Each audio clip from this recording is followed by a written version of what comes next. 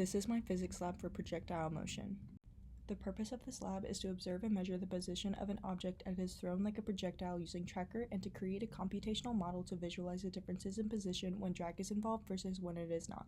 The system for our experiment is a hand sanitizer bottle and the surroundings are everything else, and the bottle before it is launched has a velocity of 0 meters per second because it's at rest. Here I have included some important concepts and equations that we will be needing for this experiment, such as the velocity update formula, position update formula, the force of gravity, and the drag. I've also included the code that I have used in GlowScript. Here is the tracker analysis video that I used, and I started it from when the bottle was at its peak because I found that that was how it was easiest to determine all of the calculations as I was going to need for this experiment. These are the initial conditions that I put into GlowScript, including the bottle's mass, position, initial velocity, time, delta t, gravity, and then the proportionality constant. These values were either found via measuring them or via tracker. This is the code I used for when b does not equal 0, and I used when t is under 0.3 because that's what best matched my data. I used a rate of 2 in order to better see the actual forces at hand, and then I calculated the force of gravity, the magnitude of the velocity, and then used the magnitude in order to calculate the drag force. And then for FNet, I just summed the gravitation, or the force of gravity, and then the force of drag. And then underneath is the position and velocity update formulas that were used.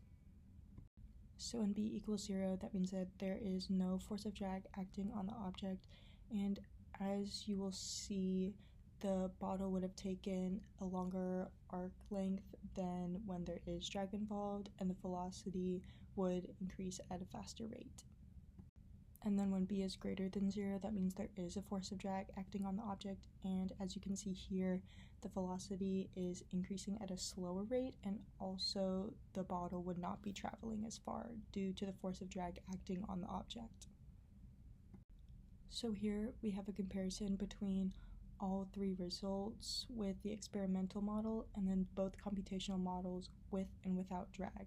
And as you can see, the orange is the computational model with no drag, and that one is traveling the farthest distance. And then with the computational model that does include drag, it is traveling a slightly shorter distance. With the experimental model, it is traveling a significantly less distance than both of the computational models. This can be attributed to other forces that are acting on the bottle that we did not calculate in the GlowScript code. So some further discussion. Terminal velocity occurs when a free-falling object experiences 0 net force as it is falling.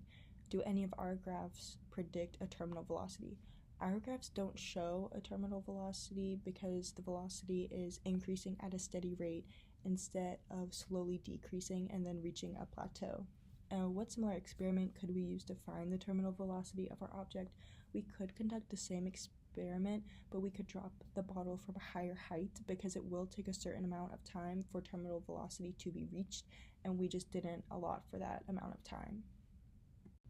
Some errors that could have potentially be encountered are tracker inaccuracies when recording the position, such as not accurately selecting the center of the object when recording each point, and so some of our pieces of data may be a little skewed.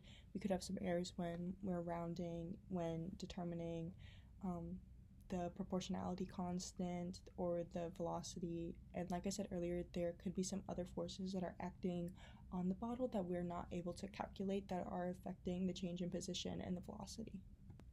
And then if the bottle was thrown straight up in the air rather than at an angle, it would take longer for it to reach the ground because when we throw something at an angle, some of the velocity is directed horizontally, but then when you throw it straight up, it's all directed vertically, and so it would take longer for the distance to reach 0.